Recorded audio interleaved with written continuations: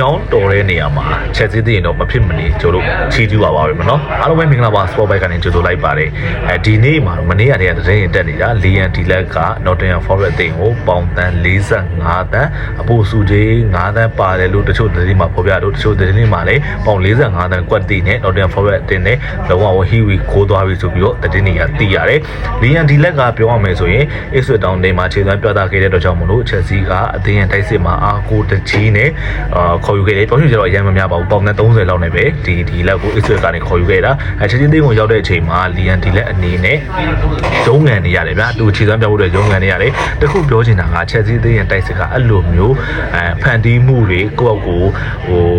တခြားကစားသမားတွေရဲ့ဖန်တီးမှုတွေကိုအားပြုပြီးတော့ကစားတဲ့တိုက်စစ်မှုတွေက Chelsea တင်းမှာအရင်အဆင်မပြေတာကိုတွေ့ရတယ်အခုကျွန်တော်တို့ Chelsea တင်းရဲ့တိုက်စစ်ကိုကြည့်မယ်လို့Yao Pedro ပေါ့နော်Yao Pedro ကဘယ်လိုလဲဆိုတော့ ball skill ကောင်းတယ် ball carry ကောင်းတယ်ဒီကွင်းလင်ရနေပြီးသူကိုယ်တိုင်တူပါတူပြဘောလုံးယူပြီးတော့သူတယောက်တည်းနဲ့ကိုသွင်းနိုင်တဲ့အနေထားအရေးချင်းရှိတဲ့တိုက်စစ်မှုတယောက်ပေါ့နော်လီယန်ဒီလက်တူကြတော့အဲ့လိုမဟုတ်ဘူးကျွန်တော်ဒီတောင်ပန်း crossing နေကွင်းလင်ကစားမားတွေရဲ့တကယ်ကိုခေါင်းမူတဲ့ pass တွေက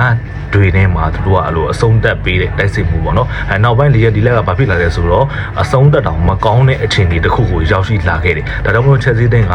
လီယန်ဒီလက်အတွက်ကျွန်တော်ရင်းနှီးမြှုပ်နှံထားခဲ့ပြီမယ်လက်ရှိချိန်မှာတော့အသင်းတိုက်စစ်မှာ Yao Pedro တို့ Iman Gar တို့ပြီးတော့ဒီဒန်နီဝဲဘက်တို့ရှိနေတဲ့အတွက်ကြောင့်မို့လို့လီယန်ဒီလက်ကို Chelsea တင်းကမလိုတော့ဘူးလို့ဆုံးဖြတ်လိုက်တယ်ဒါကြောင့်မို့လို့လီယန်ဒီလက်ကိုကျွန်တော်တို့ရောင်းချမဲ့နေရာမှာခေါ်ထားတဲ့ပေါင်တန်း30ထက်ပိုမိုပြီးတော့များတဲ့ပေါင်45တန်းနဲ့ Nottingham Forest အသင်းကိုတော့လက်ရှိချိန်မှာရောင်းချခဲ့ပြီဖြစ်ပါတယ်တစ်ဖက်က Nottingham Forest တွေကလည်းတိုက်စစ်မှုတော်တော်လေးကိုလိုနေတယ်ဗျာအဲ့လိုအသေးနေမှာဆိုရင်ဒီ Lian ဒီလက်လိုမျိုးကစားသမားတွေကအခြေစွမ်းပြနိုင်လို့မယ်လို့ကျွန်တော်ထင်တယ်ဘာဖြစ်လို့ Chelsea အသေးမှာကပြည်သက် PR တွေရှိရယ်ကျွန်တော်တို့ပြင်က media PR တွေတော်တော် PR တွေများများနဲ့သူကစားနေတဲ့အတွက်ကြောင့်မလို့သူရဲ့ပုံမှန်အခြေစွမ်းကိုတချို့တည်းပြောင်းနေတာတွေ့ရတယ်ဘရာတို့သိပါလေအသေးကြီးမှာကစားတဲ့ကစားမတယောက်ကအသေးငယ်ကိုပြန်ပြီးတော့ပြောင်းရွှေ့သွားမယ်ဆိုရင်အဲ့ကစားမကသူ့ရဲ့ပုံမှန်အခြေစွမ်းတွေပြန်ရလာတော့အသေးကြီးမှာကစားတဲ့ခြေစွမ်းတဲ့အများကြီးပိုကောင်းလာတဲ့ခြေစွမ်းတွေဟိုကျွန်တော်တို့မြင်ရတယ်ပေါ့နော်အဲ့လိုပုံစံမျိုးပဲလီယန်ဒီလက်ကလည်း Nottingham Forest လိုအသေးမျိုးမှာတော့သူဖိအားကင်းကင်းနဲ့ခြေစွမ်းပြသနိုင်မယ်လို့တော့ကျွန်တော်ထင်တယ်ဘာဖြစ်ဆိုတော့ဒီကစားသမားကတန်းလန်းရှိပြီးသားကျွန်တော် Ipswich Town အသင်းမှာကစားခဲ့လို့ Manchester City ရဲ့လူငယ် Academy ကစားသမားတူလည်းဖြစ်တယ်ပေါ့နော် Manchester City အသင်းမှာဆိုရင်တော့တချို့ပွဲတွေမှာသူလူငယ်ပွဲတွေအင်္ဂလန်ကျွန်တော်လူငယ်ပွဲတွေမှာဆိုလီယန်ဒီလက်ကိုတော်တော်များများသွင်းယူခဲ့တဲ့တိုက်စစ်မှုပေါ့နော်ဒါကြောင့်မို့ Chelsea အသင်းကအဆိုပါအချက်လက်တွေကိုကြည့်ပြီးတော့ခေါ်ယူခဲ့တယ်နောက်ပိုင်းအဆင်မပြေတဲ့အတွက်ကြောင့်မလို့လက်ရှိချိန်မှာတော့Nottingham Forest တွေပေါင်45တန်းနဲ့ရောင်းချခဲ့တယ်လူရောင်းတဲ့နေရာမှာတော့ Chelsea သင်းရဲ့ဒီအားကစား driver တွေတော်တော်လေးကိုတော်တယ်ဗျသူတို့တွေနဲ့ဒီခေါ်ယူရတဲ့ကစားသမားတော်တော်များများကိုအရှုံးမပေါ်အောင်ရောင်းနိုင်ခဲ့တယ်ဒါတကယ်ကိုကောင်းတဲ့အချက်ပေါ့နော်အသင်းရဲ့ဒီဘန်နာရေးစီးမြင်ရကြည့်မယ်ဆိုရင်တော်တော်လေးကိုဘာချက်အင်အားတောင်းတင်းတဲ့အနေအထားတစ်ခုကိုကျွန်တော်တို့တွေ့ရတယ်ဒီချိန်မှာတော့ဒီ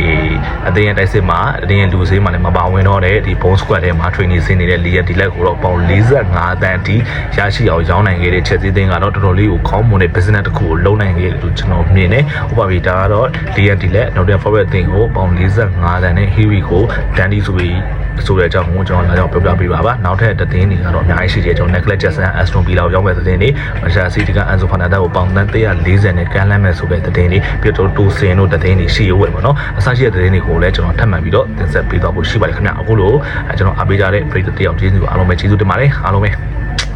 ဒီလက်တူ Nottingham Forest Here we go Dandy ပါခင်ဗျ